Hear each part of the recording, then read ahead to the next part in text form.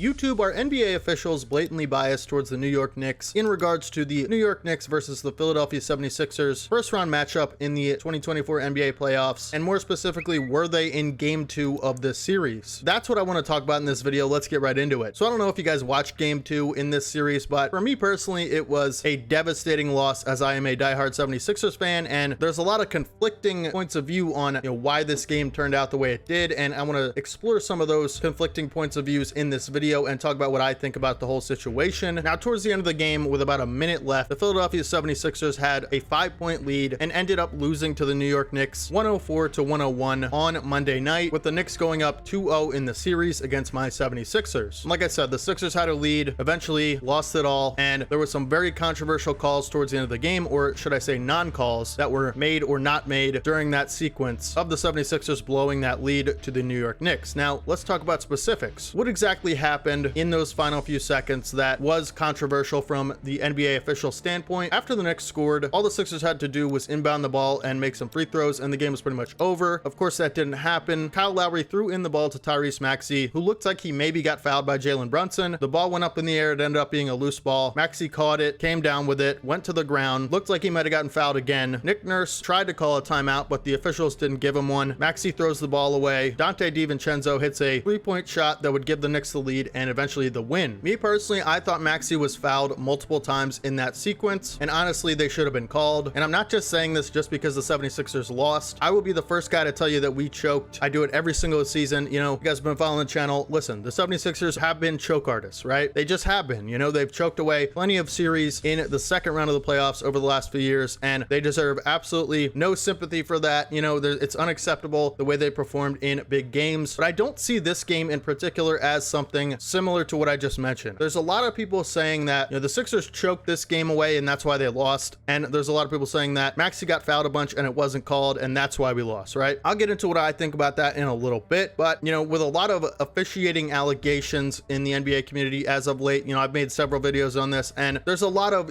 speculation around the league and maybe conspiracies, if you want to say that the NBA officials are biased and have a malicious motive going into games where they will try to push an agenda of who they want to win the game and only call certain things. So basically, the allegations are, the NBA and the NBA officials want a certain outcome going into games, and they enforce rules on that basis. If they go into a game with the Knicks or the Lakers or some of these big market teams, they obviously want the outcome to be that the Knicks, Lakers, and Celtics win, or whoever it might be on any given night, because those are big market teams and they can sell that well in marketing and stuff like that. It gives them a monetary agenda, you could say. So there's a lot of money on the line for the NBA and the officials in this game. Those are the allegations. I'm not saying I believe that or I don't believe that. I'm just saying that's what people think generally. I don't know if I characterize that perfectly, but that is some of the baseline of what the NBA community, a lot of people have said over the past season especially. I'll give my thoughts on that later. So obviously, if you are the NBA or the league officials and you are doing these things where you want the Knicks to advance because that could provide a very substantial financial gain for the NBA and officials, if that was the case, right? I think we can all recognize that that's true, right? It is in the best interest financially of the league if the Knicks and the Lakers and the Celtics all do well year in and year out. And of course, when there's controversial calls made towards the end of a game where it,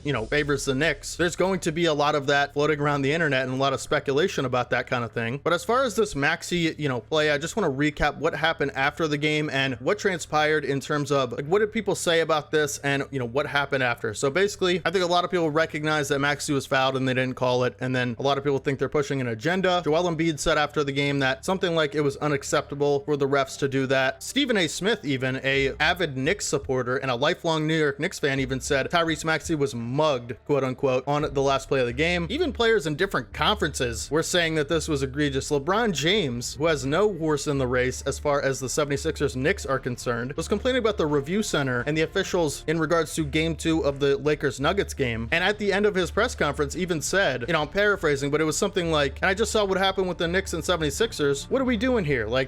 In criticism of the officiating. So when you have players in different conferences shining a light on this player as prominent as LeBron James and where his voice holds a lot of weight, I think it's something to be, at least acknowledge that this is a big deal. And it is a big deal because the 76ers franchise filed a formal complaint against the NBA in regards to the officiating over the course of game 1 and game 2 in their series against the New York Knicks. And the NBA actually ruled that Tyrese Maxey was fouled, quote, twice during chaotic game 2 sequence versus the Knicks. So this isn't just like some cope Sixers fan argument. I know I'm going to get some comments about that. It's literally something that the NBA even stated after the game, after the Sixers filed a complaint. They even admitted that Maxey was fouled twice during that sequence. So I'm not, you know, making things up here as a Sixers fan. This is just what I'm reading you what the NBA even said and what's happening around the league. As far as the question of the video, is there a New York Knicks bias in the officiating? It certainly looks that way to me. You know, it certainly looks blatant. Like, imagine from a Sixers fan's point of view, where someone, you know, could be any team that's playing the Knicks or a team like the Knicks, and your player for your team, you know, gets basically hacked a couple times right at the end of the game, and you end up losing the game as a result of that. And not just any game, it was a monumental game in that series that could determine your entire season later in the series. Of course, your natural reaction is going to be to jump to, oh, they have an agenda. Like, they just want the Knicks to win, and we're just against the refs, right? Like, we're basically playing 2v1 in terms of teams. Like, we're playing against the refs and the Knicks, right? Like, that's kind of my initial reaction. That's why I actually waited a couple days to make this video, because if I recorded it right after the game, I would have been saying some crazy stuff, and I wanted to cool down a little bit before I made this video. I'm sure you guys can understand why emotions were running high, and like I said, I want to have a more calm perspective on the situation, and that's why I waited a couple days, and that's why there was a delay on this video. But as far as what I think about the refs being blatant,